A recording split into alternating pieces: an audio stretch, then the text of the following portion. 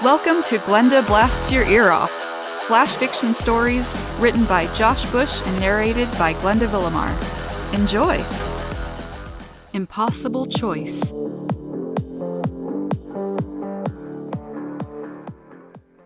Horatio looked out the window of the spaceship and tried to soak in the view and store up the memory for a long time when he'd no longer be in space, which wasn't that far away, only 3 days from now.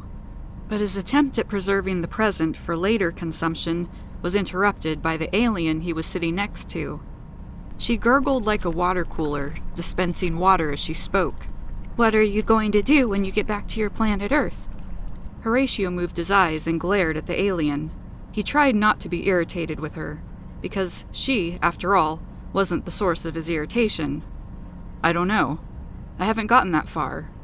I've been banking on the chance that I'd be healed on this trip, but since that doesn't seem very likely, I'll go back to what I was doing, which was nothing but sitting in my room and feeling sorry for myself." The alien, who glowed blue-green and had 3 eyes, nodded her head. "I do a bit of that myself, but I think you do more of that than I do. I found it's not healthy in the long run." Health. It was a word that Horatio was sick of hearing, and he heard the word every day by signing up for this trip with Health Tours LLC, who were taking him, 3 other humans, and 2 aliens on a tour of the galaxy to places where people had been miraculously healed. Horatio had dared to hope that by visiting these places that he'd be healed of being paralyzed from the neck down, but all the places they'd visited were ancient places of healing, and their healing powers had been sucked dry by others long ago. The ship would take them to one more place, and then it'd be time to return home, with none of them having been healed. Horatio, trying to see a silver lining, agreed. "You're right, but I can say one thing. It's been incredible seeing all these ancient alien civilizations on all these worlds. I'm very fortunate to have seen them. I know that, especially considering that we humans have only been in space for 40 years. The alien gurgled, sounding like someone sucking the last remnants of a milkshake from a straw. "How did you humans get this far out into space?" Horatio blew out a long breath. "It's a story I know well. As I grew up on the same street where Elon Musk figured it out. A simple street in the capital city of the United States of America. Omaha." The alien questioned. "I thought the capital of the United States was Washington, D.C. Horatio answered. "So you do know a bit about Earth. That'll make this an easier tale to tell. Near the end of World War II, our capital switched to Omaha, Nebraska. We had to change capitals after the Soviets destroyed Washington, D.C. and ravaged the East Coast, and the new capital had to be put in the middle of the country, as Japan and China demolished much of the West Coast." The alien disapproved. "You humans do like your wars, but back to my question. How did humans get into space?" Horatio continued. "It was in year 1986. 15-year-old Elon Musk needed a haircut, and he ended up at a salon run by a hobby inventor, Maurice Ward, and they got to talking about space travel." The alien marveled. "Your race came up with space travel in a hair salon?" "Yes and no. We'd been sending up rockets for 30 years, but those rockets had been slow movers. In that same salon worked the daughter of J. Robert Oppenheimer, Catherine, who everyone called Tony. Tony's father had been working in Los Alamos when the Japanese had bombed the Army Science Lab, as they heard that Oppenheimer was about to test a new weapon. He never got the chance to test the weapon, but he escaped with his life." The alien gurgled again, sounding like a dental hygienist vacuuming out saliva from a patient's mouth. "I wonder if the war's outcome would have been different if he'd had a chance to develop his weapon." Horatio went on. "Most likely. That's what Oppenheimer's daughter, Tony, said. He said, in their living room, over and over, for years before he died, a bitter old man, about how he invented a way to break the atom, and that it could produce power no one had dreamed was possible." The alien gurgled, sounding like 3 obese men snoring. "So this Elon Musk heard Tony talking about her dad's discovery that never came to bear?" Horatio said, "Yes. And he had the formulas locked up in a trunk in his room. But Elon wondered aloud in that salon how it'd be possible to contain the explosion in order not to destroy a spaceship, and come to find out that the proprietor of the salon, Maurice Ward, had just invented Starlight, which is an indestructible plastic. The alien gurgled, sounding like a Tyrannosaurus Rex hawking a loogie. All those puzzle pieces coming together in a hair salon of all places. That's where the idea for space travel was born? Horatio said, all those smart ideas and folks, and Elon hadn't brought enough money to pay for his haircut, so the 15-year-old Elon said he'd pay Maurice and Tony with half the profits from an aeronautics company that he'd one day create, if they'd give him a free haircut and the formulas they both had. They all agreed, and a decade later, Elon, a genius and savvy entrepreneur, did start an aeronautics company, used Maurice's and Tony's father's formulas to create a fleet of interstellar spaceships that launched humans into space, where we met you aliens. The alien gurgled, so much magic on that street that you grew up on. Horatio agreed, but not enough magic to fix this paralyzed body I'm stuck in. The alien said nothing. Horatio looked out into space, at all the stars. Behind him, he could hear Captain Fallon wrapping up playing the gong in her nightly sound bath that she hoped would bring about miraculous healing for her clients she was trucking around the galaxy. The gong hadn't done any of them any good thus far, but Horatio liked how alive the gong blows made him feel, how it centered him, and made him feel connected to everything. Captain Fallon finished and announced, "Well, good night, everyone. I'm off to sleep. I want to be fresh for our last stop tomorrow." Horatio and the other clients bade her good night. There was a lull, and out of the lull came the story that Horatio had heard at least 7 times. The speaker of the tale was Kiki, who'd had the misfortune of being born blind. "Have I ever told you how Hamish and I met?" Horatio thought to himself, "Yes, everyone on board does, in fact, know how you and your husband Hamish met." Kiki began, "It was fate, I tell you, pure fate. I was at a bus stop. There was Braille there that told little blind old me how to get to the bus stop machine to announce the time when the next bus would arrive. But wouldn't you know it, the machine was broken, and I couldn't get it to play sound to announce when the next bus would arrive." Kiki flashed Hamish some sign language, and Hamish, like he always did, when Kiki told the story, said enthusiastically, "And that's when I showed up." Kiki, like she always did, patted Hamish on the shoulder and said, "That you did, right on cue. Fate sent you my way. I heard you. I asked for your help, but you ignored me, and I got right upset. And that's when you noticed, so he came over and said, 'I'm deaf, I can't hear you. Here's some paper, write down what you need help with.' And so I wrote it down in my dreadful penmanship that I needed to know when the bus would arrive, and then you told me that you couldn't believe it, but there was a sign saying that buses no longer serve this stop." Kiki paused her familiar tale to let the alien next to me stop the gurgling that sounded like the hissing of 4 phlegmy cats. Kiki went on, "And oh, how we both had a good laugh about that. We wondered how long I'd have sat there waiting for the bus, and we got to talking. You out loud and me writing on paper. And we realized that together we made up one complete person, and since that day we haven't left one another's side, not even for a day." Horatio watched the couple, and like they always did after Kiki finished her story, they kissed one another, and as always, that Kiki never had trouble knowing where Hamish's lips were to kiss. Horatio decided to follow Captain Fallon's example and told everyone that he was going to turn in. Horatio's wheelchair drove him to his cabin. Horatio had his wheelchair approach the bed that he didn't need. Horatio made the wheelchair flatten all the way horizontal.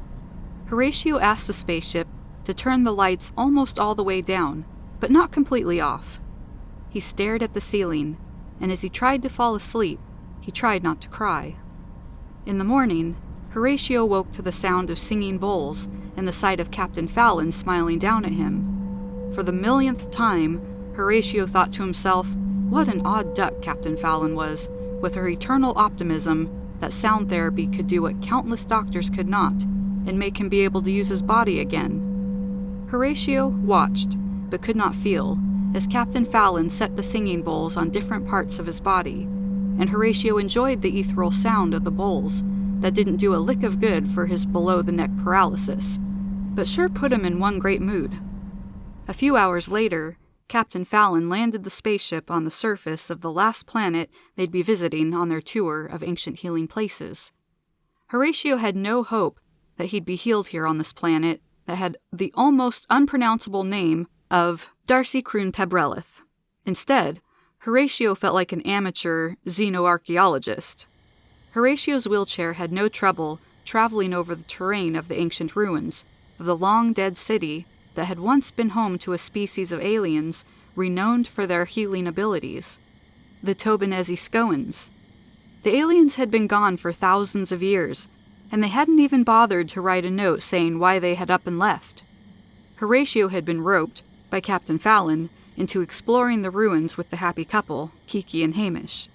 Hamish described for Kiki, "Now, Kiki dear, here's another tower. It's red. It's really tall. Oh my goodness, I don't even know how tall it is. 7 stories tall? Horatio, how tall do you think?" 7 stories sounds about right to me. Maybe 9? It's hard to tell with the bright sun right in my eyes. Kiki said, "I want to see, too." And Horatio saw Kiki write on a piece of paper that she handed to Hamish, "Help me over to the tower. I want to touch it." They all touched the alien tower. Horatio was glad that Darcy Croon Tabrelith had an atmosphere like Earth, so he didn't have to wear a spacesuit, so he could touch the tower with his bare hands. The way the tower looked, Horatio thought that the tower would feel like brick, but instead it felt like wet carpet. And Horatio realized the tower must be covered with a moss of some kind. How rude, thought Horatio.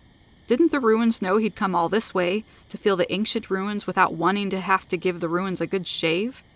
Kiki started playing a flute. Earlier in their voyage, Captain Fallon saw how much Kiki had loved her flute, so Captain Fallon let Kiki play the flute on all of their excursions to the ancient places of healing they'd been visiting.